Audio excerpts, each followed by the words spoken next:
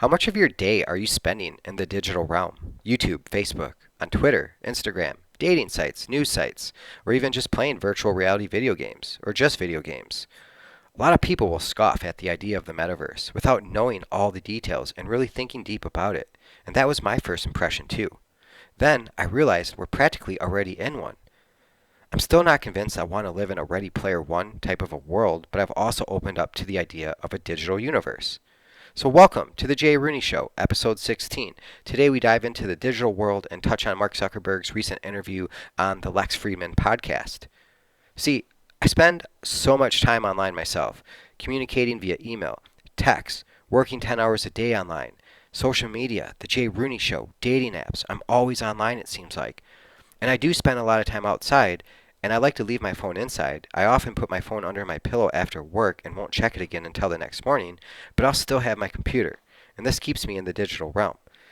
I recently quit Facebook, only to rejoin again yesterday, but this time it's just for the Jay Rooney Show, business purposes only. I got really sick of seeing the same handful of people compulsively posting on Facebook every day, every 5 minutes, and the same people threatening to delete people because of other viewpoints, or suggesting you should delete them if you disagree. Well, I always sat there like, well, I disagree with that. And no, I won't delete you. So I just felt fed up. And I also didn't like watching our military members fight about things like January 6th. I've never seen current military and ex-military members be in such disagreement about the current affairs of the United States. See, I'm friends with several veterans, a couple who just got out. It would scare you to hear the things they have to say about the current state of our military. I'm not a fan of censorship at all. Everyone is playing a part in the misinformation age, myself included. When mainstream media puts out dis, or male information, and then you and I read it and run with it, we're further spreading it. So we all play a role. And again, I must ask you to please turn off your TVs and stop getting your news from a TV. What I don't tolerate is silencing one side or one idea or ideology.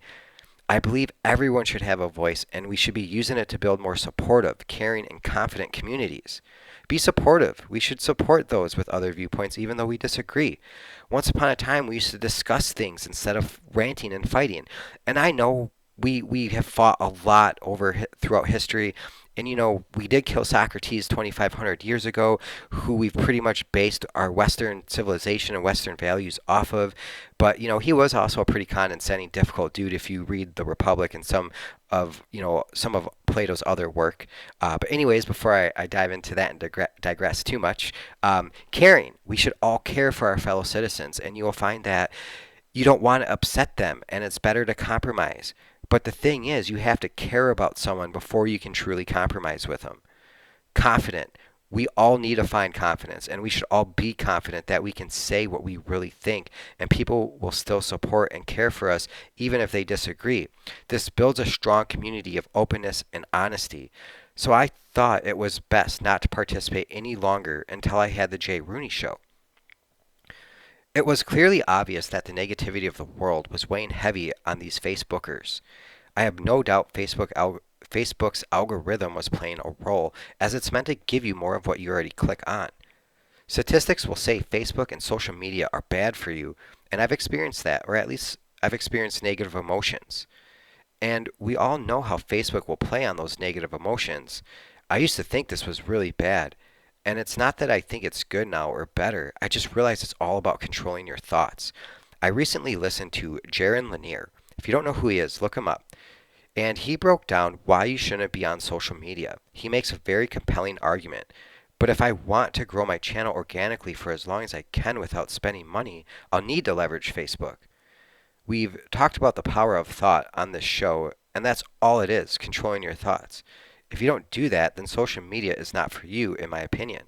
But let's be real. Most people can't, nor can they even think about getting control of their thoughts. Dopamine is a really addictive substance. So subscribe to my show on Rumble and YouTube, and we'll get there together. As I ponder on what a virtual world would be like and the effects of current social media, I realize it may not be that bad. For example, now that most of us work from home and are spending hours a day in Teams and Zoom meetings, a more virtual experience could could make the meeting better? What if you had an online avatar that you could upload to any platform? I don't like the idea of buying things like clothes for the avatar, but that's kind of the plan of the future. That's how the designers see it. They really do want to create like a digital economy, right? So then we could have, if we had more of a virtual experience on Teams or Zoom, we could have spatial audio and everyone could be sitting at a table, and the artificial intelligence would have sensors for your body, your arms, hands, and even your eyes. Someone from across the table, when they talk to you, it'll sound like they're from across the table. You can make eye contact or even have side conversations. This could really enhance the virtual work experience and maybe even help productivity. A big question is, can this replicate the magic two humans can have face to face? Can virtual contact mimic human to human contact? It just seems like there's a stronger connection there. A bond forms faster. Don't get me wrong though. People have been falling in love through letters forever. But I do believe you're more likely to build a stronger connection face to face. So what about security? If you can seamlessly teleport your avatar from Facebook to Twitter back to Instagram, how do we know you're not an imposter impersonating someone else or using a fake account? And then, how would we find them? Would we have a bunch of Agent Smiths running around? I think the answer will be biometric security, and you'll need a thumbprint and a facial scan and maybe even an eye scan to log in. Sounds like a lot right now, but that would probably be necessary. Imagine being famous and being able to teleport from one event to another with the press of a button. Another question lots of folks have been asking is whether or not centralized social media companies are better than decentralized. I think the truth lies somewhere in the middle. Regardless of who holds your data, it's always at risk. One thing about the Mark Zuckerberg interview that stood out was his stance on free speech. He does seem like he genuinely believes everyone should have a voice and that he wouldn't have started Facebook if he didn't believe that. It's not all his fault that Facebook makes people angry. It's a lot of the user's fault for not recognizing that and controlling themselves. Part of how algorithms work is by tracking your activity, likes, watches, and clicks. If you're always looking at negative shit, Facebook will give you more negative shit. The algorithm doesn't know better, so you need to. As virtual reality becomes more of a reality, we need to learn how to behave better, become more kind and understanding. How many times have you gotten into a fight on social media only to walk away wondering, why did I do that? We need to find self-control, and this goes for me too. If we start putting on our virtual headgear and jump into the digital world, you better believe you'll see even more diversity. People will be able to look however they want. If you want to be a bird, then you can be a bird. If you want to be a man with the lizard head, you can be a man with a lizard head. You can do whatever you want. I felt Mark Zuckerberg was pretty honest in his podcast with Lex Fridman. You should go check it out. In other tech-related news, apparently it's really easy to manipulate Google News. Tristan Greeny writes, I've spent the last 8 months turning Google News into my personal playground. I manipulated the algorithm and made it surface my stories whether they were relevant to specific topics or not. This is a big problem. I'm a regular reporter, a writer. I have no programming skills or formal education in computer science. Google is arguably the most technological advanced artificial intelligent company in Silicon Valley. It also happens to be worth more than $2 trillion. We have something called reinforced learning to thank for the particular nightmare that Tristan found.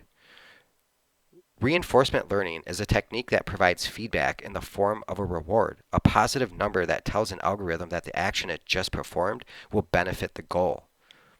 Tristan goes on to explain how he used reinforcement learning to manipulate Google. The article will be in the description. Take a look. Don't forget to hit that like button, subscribe, and please share this.